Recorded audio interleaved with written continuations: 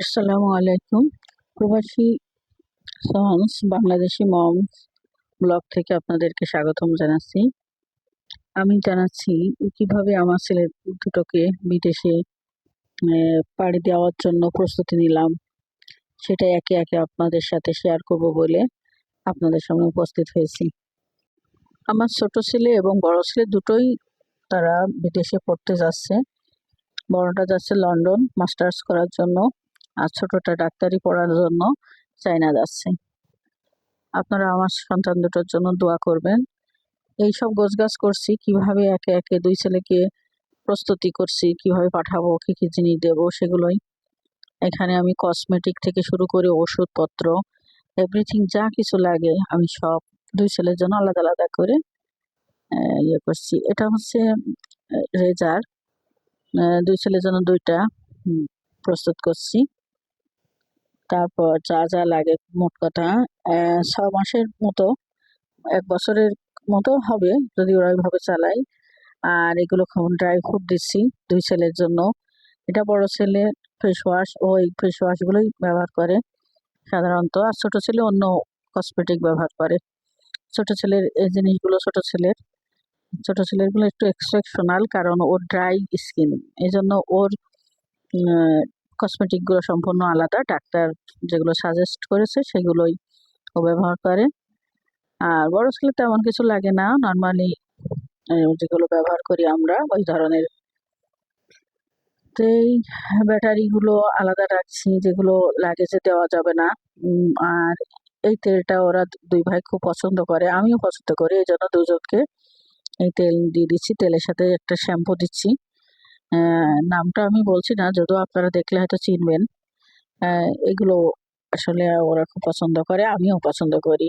আর আমার ছেলেরা সাধারণত আমি যা যা পছন্দ করি ওরা সেগুলোই পছন্দ করে।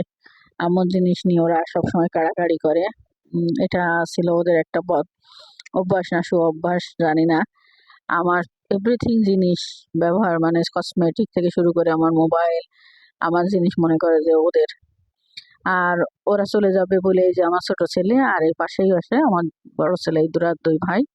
আর ওগুলো চাচা, এটা মেজো চাচা, চাচি, আর ফুফু আছে। উম, তারপরে ভাই বোন আছে, চাচাতো ভাই বোন সবাই আছে। ওই ফুফা আমাদেরকে রেস্টুরেন্টে নিয়ে গেছে ওদের উদ্দেশ্যে, আসলে ওরা চলে যাবে তো তাই। এটা ওর ফুফা, ছোট ফুফা। তো ওরা সবাই মিলে একসাথে এনজয় করছে একটা রেস্টুরেন্টে। এরপরে এখানে আমাদের আবার আরেকদিন ছিল অনুষ্ঠান। এটা এতিমদের খাওয়ানো হচ্ছে, আর আশেপাশে যে সব দারোয়ান আছে, তারপরে মিসকিন আছে যারা রিক্সাওয়ালা, এ ধরনের এদেরকে আমরা প্রায় 50-60 জনকে আমরা দাওয়াত দিয়েছিলাম ওদের খাওয়ার জন্য, মুরব্বীদের উদ্দেশ্যে আর কি। মুরব্বীদের আত্মার মাগফিরাতের জন্য এই অনুষ্ঠানটা করা হয়েছে, এবং একসাথে ওদের দুই ভাইয়ের উদ্দেশ্যে। ওর বাবা চাচা সব এখানে আছে, আত্মীয় স্বজন। আর এটা আমার বাসায় বিকালে যারা, ওই একই দিনে বিকালে যারা আসবে মেহমান, মুরব্বীরা, আমার আত্মীয় স্বজন আর কি, যারা ঘরে আসবে তাদের জন্য নাস্তা বানিয়েছিলাম। বিকালে হালকা পাতলা নাস্তা খাবে, এরপরে খাবারের আয়োজন। নিচে বাবুর্চি রান্না করছে সবকিছু, আর উপরে আমি নাস্তাগুলো তৈরি করেছিলাম। পাশাপাশি ওদের আমার ছেলেদের আবার কাজও ছিল, কাপড় চোপড় গোছানো ছিল, লাগেজ পত্র সব এভরিথিং আমি নিজে করেছি, নিজে হাতে গুছিয়ে দিয়েছিলাম। আমার দুই ছেলে, দোয়া করবেন আপনারা দর্শক যারা দেখছেন আমার ভিডিও। আমি আসলে চাকরি করি, আমার স্কুলে চাকরি করি, জব করি, আমি টিচার। আমার ছেলেরা পড়ালেখা করতো, আমার হাতে ছিল, এখন ওরা চলে যাচ্ছে, কিভাবে আমার দিন কাটবে সেই নিয়ে আমি ভিডিও তৈরি করব সামনে। আমি একা সন্তান হারিয়ে মা কিভাবে থাকে সেগুলো দেখাবো। এখানে আমরা হোটেল বুক করেছি, ঢাকায় যেতে হবে, এই জন্য হোটেল বুক করেছি। তারপরে আমরা পরের দিনে ঢাকায় চলে আসি, সবকিছু গোছগাছ করে। ঢাকায় ছিলাম আগের একদিন আগে আসছি আমরা। এসে এই ছোট ছেলে চলে যাচ্ছে চায়নায়, ওই ভিডিওটা সম্পূর্ণ করতে পারিনি, খুব ব্যস্ত ছিলাম। আর এটা আমার বড় ছেলে চলে যাচ্ছে তারপরে না, বিকালবেলা, মানে রাতে। আমার ছোট ছেলের ছিল দিনে 1:30টায়, আর বড় ছেলের রাত 1:30টায়, একই দিনে। তো দুই ছেলেকে সকালে এবং রাতে বিদায় দিতে, এয়ারপোর্টে বিদায় দিতে অনেক হ্যাসেল হয়েছে। সারাদিনই ব্যস্ত, 1 সপ্তাহ ধরেই ব্যস্ত ছিলাম। এই চলে যাচ্ছে বড়টা। ছোটটা যাওয়ার সময় বেশি খারাপ লেগেছিল আসলে। ও তো ছোট, ইন্টারমিডিয়েট পড়ায় পাশ করে তারপরে গেল। আর বড়টা তো বড় হয়ে গেছে, মাস্টার্স করার জন্য যাচ্ছে। পাশাপাশি সেটেল হতে পারলে হয়তো ওখানে আল্লাহ যদি তৌফিক দেয় সেটেল হবে। দোয়া করবেন আপনারা আমার সন্তানদের জন্য।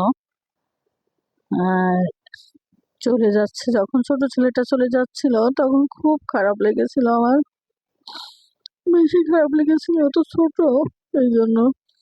চাইনাতে যাওয়ার পরে এখন আরেকটা সমস্যা হয়েছে, লকডাউন দিয়ে দিয়েছে ওখানে। একটা ছেলে নাকি অসুস্থ হয়ে বাংলাদেশ থেকে গেছিল, এই জন্য লকডাউন দিয়েছে। ছোট ছেলেটা মন খারাপ করে আছে। তো বড় ছেলে যাই হোক, সে বড়, সবকিছু ম্যাচিউর, সে বোঝে। আমার ছেলেরা কিভাবে যাচ্ছে, দুই ছেলে কিভাবে বিদেশে যাচ্ছে, প্রস্তুতি নিচ্ছে, সেটা নিয়ে আজকে আমার এই ভিডিও। আপনাদের যদি আমার ভিডিও ভালো লাগে তো আপনারা আমার ভিডিওতে একটা লাইক দিবেন, শেয়ার দিবেন এবং সাবস্ক্রাইব করবেন। বাংলাদেশি মম, প্রবাসী সন্স বাংলাদেশি মম ব্লকে। তো এই প্রসেসিং চলছে, ইমিগ্রেশনের প্রসেসিং একটা দেখা যাচ্ছে।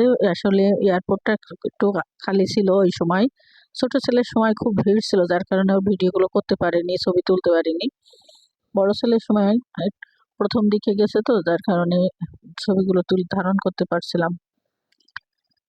তো আপনাদের সাথে শেয়ার করলাম আমার ছেলে দুইটা কিভাবে গেল, কিভাবে প্রস্তুতি নিল, ওদের যাওয়ার আগে প্রস্তুতি, এভরিথিং। আপনাদের যদি আমার ভিডিও ভালো লাগে তো প্লিজ সাবস্ক্রাইব করবেন পরবর্তী ভিডিও দেখার জন্য।